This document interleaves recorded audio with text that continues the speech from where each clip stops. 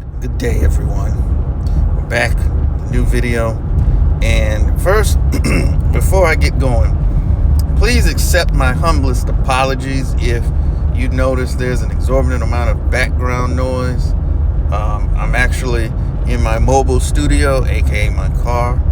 So if you hear any road noise or any noise, period, it's road noise. So you can attribute it to that.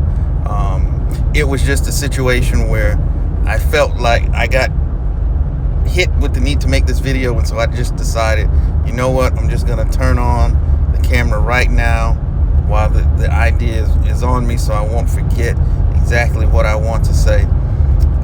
So let me just jump right into what I want to get into real quick.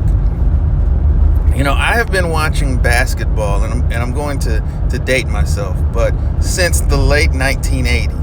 Okay, so obviously I caught the tail end of Kareem, the latter years of Bird, Magic, Prime Jordan, Hakeem, Barkley, the Dream Team, Hakeem winning, the second three-peat, the rise of the Spurs, the Shaq and Kobe Lakers, the second Lakers back-to-back, the Heatles, the Warriors, and all of those things up until the current day. So before I get into this is not a case of an older guy standing on his porch, shaking his fist at the clouds and yelling at younger people to get off his lawn. It's really not. I want to say that there are a plethora of tremendous players in the association right now. There's still some all-timers in the league, of course.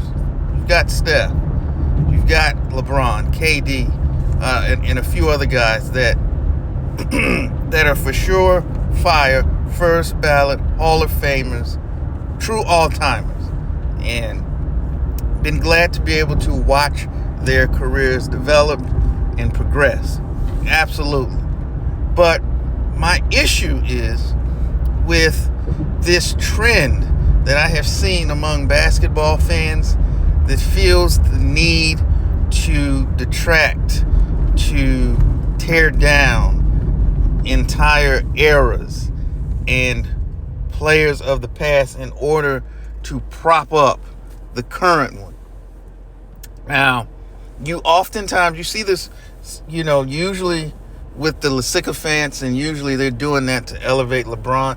But this is not a LeBron James video. But that seems to be, that's where I first started to notice it. But now it seems to be anytime you bring up or discussion is about the accomplishment of a past great player, some troglodyte has to interject that, well, they didn't play against anybody, so because in their warped mind, that the competition wasn't up to their standards, that immediately disregards whatever these players or that particular player accomplished. And it used to be just a thing. It just might be some random idiot, maybe in the barbershop or online. But the problem is now more pervasive than that, because now you've got these morons that get paid to talk about sports saying this stuff. You've got people such as J.J. Redick calling the entire Jerry West, Wilt Chamberlain era a bunch of plumbers and cab drivers. You've got the Nick Wrongs of the world detracting from the entire 1990s in order to elevate who. And so when you have people with platforms that large, unfortunately, that moronic talking point will invariably trickle down to your everyday basketball fan. And that's what you're seeing right now. And and here's the thing, you don't see that in other sports. You don't turn on the NFL Network and you hear some analyst or some pundit saying, hey, well, Art Monk wasn't that good of a receiver because, it wasn't like he had to face guys like Jalen Ramsey or Patrick Peterson. So how good was he? If somebody got on there and said something that's stupid, they would probably laugh them off the network, and rightfully so. You don't see people in baseball saying, well, Greg Maddux wasn't that good. There wasn't Mike Trouts or Shohei's around, when he was playing. He didn't have to face a guy like Joey Votto, so, his competition wasn't, so therefore he wasn't that good. The same thing, people would look at you and be like, you're an idiot. You're an absolute idiot. And my goodness, if you're in the NASCAR circle, you say something disparaging about Richard Petty or Dale Earnhardt Sr., David Pearson, or some of the other great drivers of the past, man, you will get punched dead in the face with no hesitation. But somehow, when it comes to basketball, it has become an accepted part of the lexicon, if you will. It's almost in vogue to feel the need to talk about and denigrate players of the past, and it's something that really needs to stop, because I don't understand. Well, yes I do. We have a crop of fans now that do not have an understanding and appreciation of the past, if you will. Because here's the thing. If there is no, I'm going to take it back, if there's no Connie Hawkins and Elgin Baylor, you don't have Dr. J. Without Dr. J, David Thompson, you don't have Michael Jordan, you don't have Kobe, you don't have LeBron. So the guys that you are talking about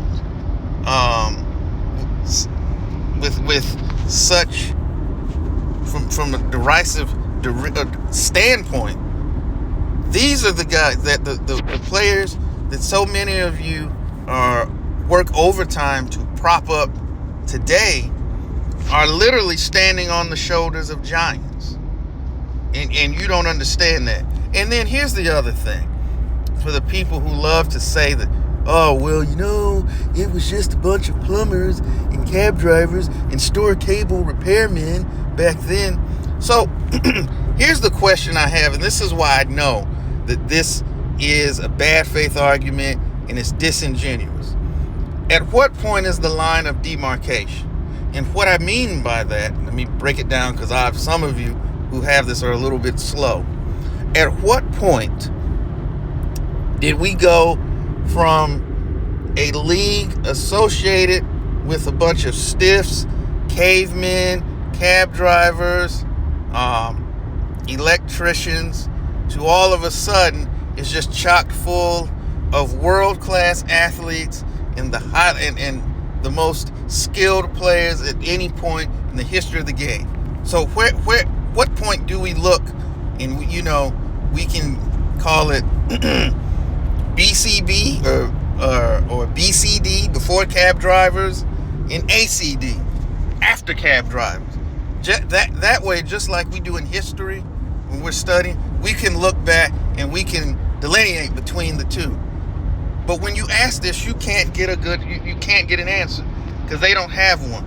Because all they know, or all they're wanting to say, is because this is the only basketball that they know, then everything else from that is discounted, and it's ludicrous, it's ridiculous, and it's stupid.